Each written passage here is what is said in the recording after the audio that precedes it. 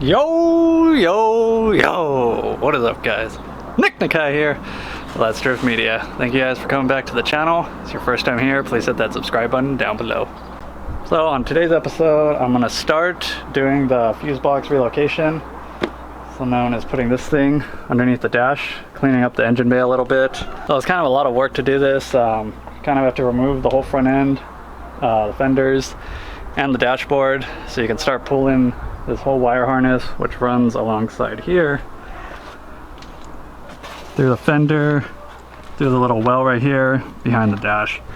So I'm gonna start dismantling the fenders and stuff and the bumpers and seeing what else I have to do. I've done this once before on my SR-S13. It wasn't too bad, but I think I had a blower motor under the dash, so it was kind of tight trying to stuff all the relays under. So on this one, I'm actually going to be deleting the blower motor. That way I have more room under the dash. And yeah, also got some new doors, as you guys know, mine are pretty wrecked. And it's funny, these are actually the color of the original car color that I have on this car. So we got some fresh doors to replace these trash doors. We got a couple other goodies coming in the mail. Still waiting on shipping for a lot of stuff. You guys saw in the last video, we got the oil pan on. Looking all nice up in there. Also, while I was down there working on it, I went ahead and deleted the AC compressor. I didn't even have AC, I was just sitting there, so a lot cleaner look now. Just trying to get this engine bay real nice and pretty. So when I have this turbo, it looks mint. Oh yeah, and also, buddy Danny T hooked me up with a used KA short block. I believe it had bad piston rings or something. Clearly it needs a rebuild, needs some love. But my plans are to build this one in the meantime while I'm running the turbo on the stock KA. That way, in case I blow this one up, I'll have this one ready to slap in and should have no worries about blowing this one up. So it's another project that should be taking place in the next couple months. So let's get started taking off the bumper and the fenders and headlights. Start getting ready to pull that whole wire harness out of the way.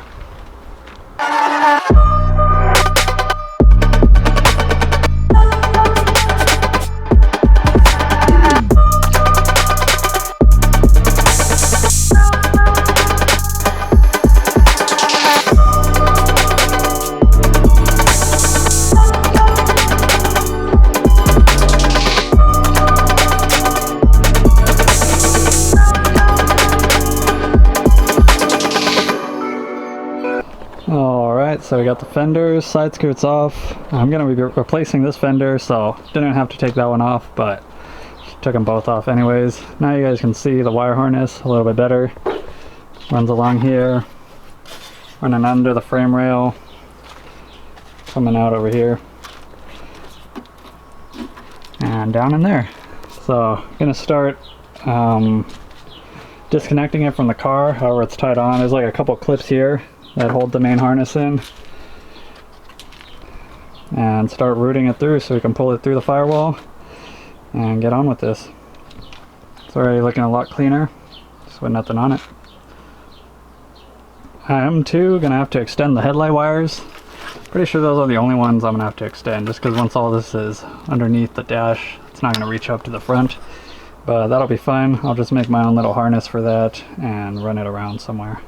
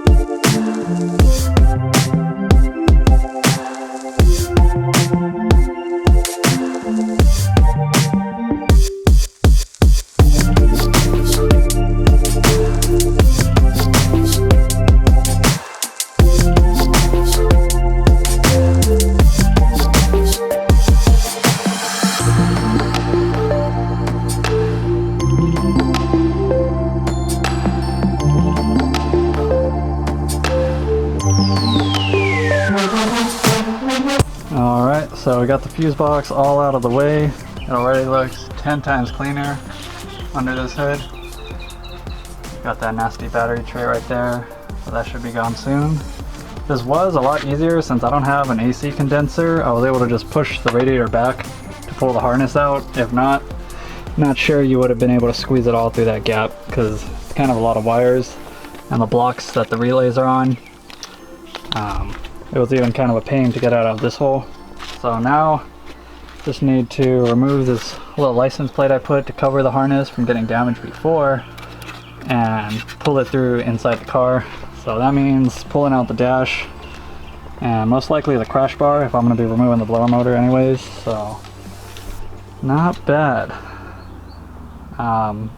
This car doesn't have a lot of stuff on it though, so like I said, it was a lot easier for me. I'm sure if your 240 has a lot of factory parts on there, it's going to be a little bit more difficult, but all in all, not bad.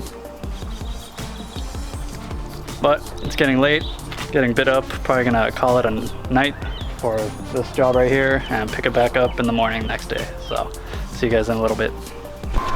What's up guys, we're back. It's day 2, hot as shit. I already started getting the dash out a little bit. It's looking pretty good. So here we have the dash out. Just threw the harness back in there overnight. Still gotta feed it through the firewall. Here's the dash out. Looks like crap in here right now. Reminded me of the old days when I was putting this car together.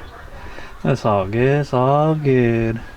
Gonna start by removing this crash bar. Sorry I didn't really show you guys how to take off the dash. It's fairly simple. There's like 10 up here, 10 over here, 10 on the side, 10 on the bottom.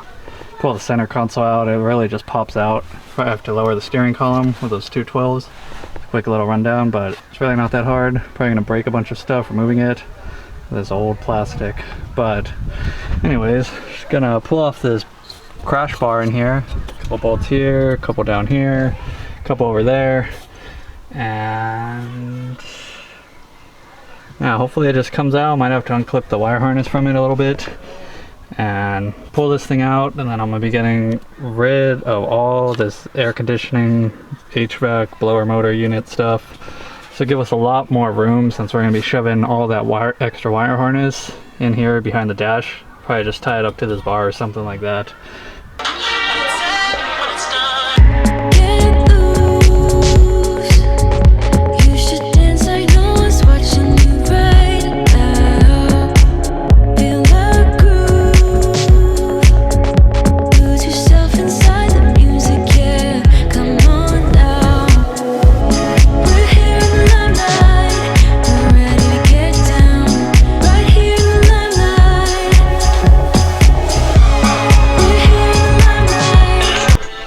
So, upon removing this crash bar, tripping out, found this OBD2 connector port right here. I had no idea. This is a 95, so I just assumed it was OBD1. Never know, believe that's what it's for, to pull codes and stuff. Crazy. Someone want to explain to me? Maybe the late 95s got them. Not sure what year 95 this is or what month.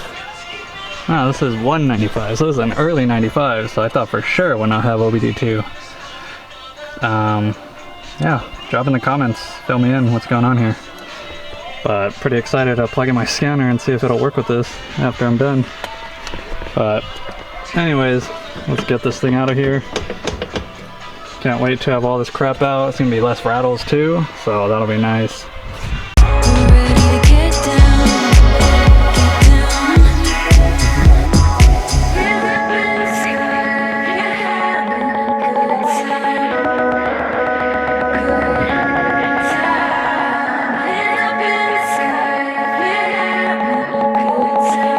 Alright, so now without the crash bar off, just going to be a couple connectors.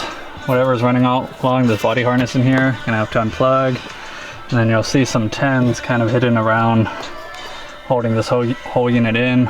Also, if you do have AC and heater, make sure you disconnect the AC lines that go to the evaporator, and also the coolant hoses that go to the heater core, or else you're going to be fighting the box trying to pull it, because it's going to be pulling on these hoses.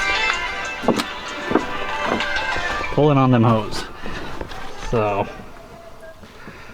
almost there. It smells like cat piss in here too. Might have to get rid of this carpet.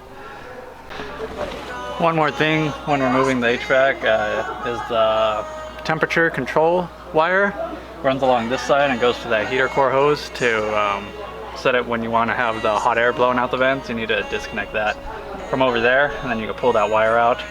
Just a couple of tins, like I said, and then any connectors you see, and it's ready to come out. And also, this is just if you're removing this. All of this is just for removing the AC HVAC unit. You don't have to do this, I don't think, for the wire harness, but it just makes it like 50 times harder when you're trying to bring all that wire harness loom that you pulled around from the front of the car and to tuck it down here. I think that's what I did on my S13 because I kept the blower, and it was just a pain in the ass, and like I was trying to like force the dash on, and it's really not good for the wires because you're just like crushing them and stuff. So if you're gonna do this whole wire relocation kit, you're better off taking this off. And this is not even a street car. I drive it like once a month, if that. I haven't driven this thing in like 4 months, but the only time I ever drive this is to the track and back, and once it's boosted, I'll probably be trailering it a lot more, so not too concerned. But I don't recommend taking all this stuff off of a street car.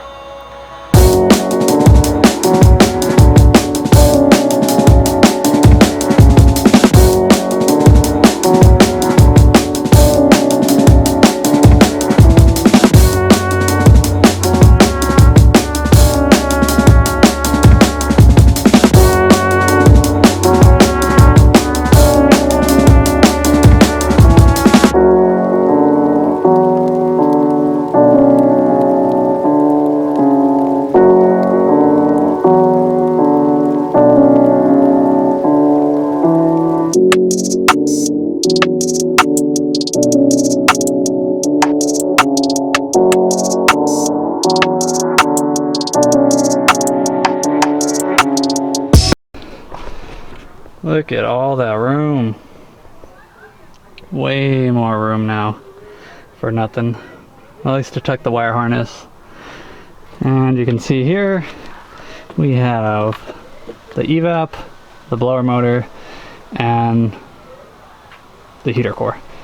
So those will all be trash. If anyone wants it, slide into the comments. All this AC stuff is trash to me now. I still have the condenser and stuff. But now debating, because I kind of wanted to paint the interior, wondering if now's the time. But in the meantime, just gonna start feeding that wire harness through, getting it in here all situated. Since we have the condenser removed, you can see these two holes in the firewall are gonna be good to feeding. Try to focus with the light. But this harness runs to the alternator, a lot of power wires and stuff like that. We're going to be running those through there, and that'll also clean up this area right here. There's nothing else hanging out down here. So I'm going to feed these through that hole, pull them out through the other side, then come over here, start feeding the snake through the hole. How to remove the special order part, old 240 license plate, won't be needing that no more to guard this wire. See right here, this is not a wire, this is a hood cable. Pretty trashed. Alright, so you can see right here the power wires going through here. This will go to the battery relocation wire, which is probably going to go to the trunk somewhere. Now I'm wondering, I think it is necessary to do a battery relocate. I feel like most people doing this fuse box relocation already have the battery in the trunk, but it seems kind of dumb to have the battery just end up going back out there. I mean, if you want to keep the stock battery out there, but it looks a lot cleaner with nothing in there. So just need to pull that other harness through that little nightmare over there, and we should be good. Alright, so another thing to note, part of the wire harness that you need to pull through the firewall over here goes to the brake master cylinder, as well as the power steering pressure sensor. And then this box, which I still to this day have no idea what this box is, but I'm gonna leave it plugged in. But that'll be cool because we can get this out of the way too. So Might have to extend some wires. Still debating if I'm even gonna have the brake master plugged in, because I don't really think it's that important, because I check up on it regularly, so I'll see. But now you can see it's pretty much ready to pull through. It's a real mess here, sorry guys, but it's a messy job. So now the fun part begins, trying to fit all of this through that little hole. Will she fit? That is the question.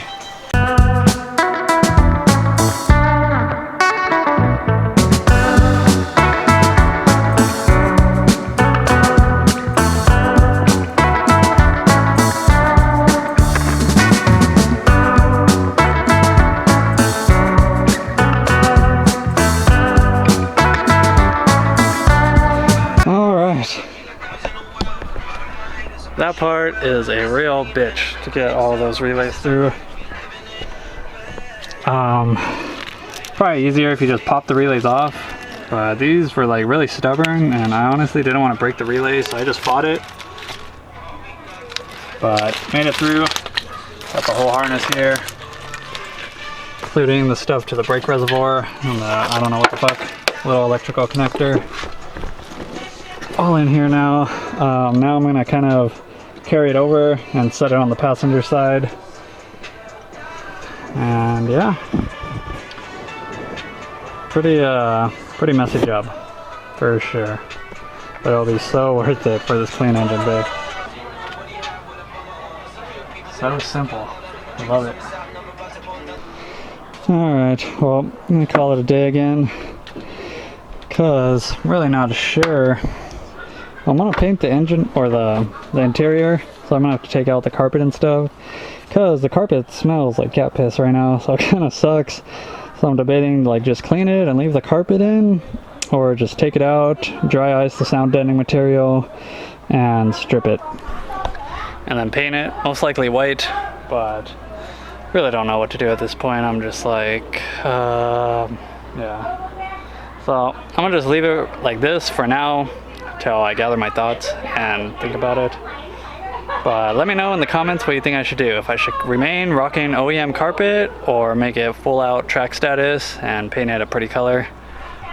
So yeah, that's where we stand. I guess this will just be part 1 of wire harness / battery relocation. Thank you guys for watching. I just want to give you guys something, because I know I missed last week's episode. I'm really sorry about that, but catch you guys later. Peace!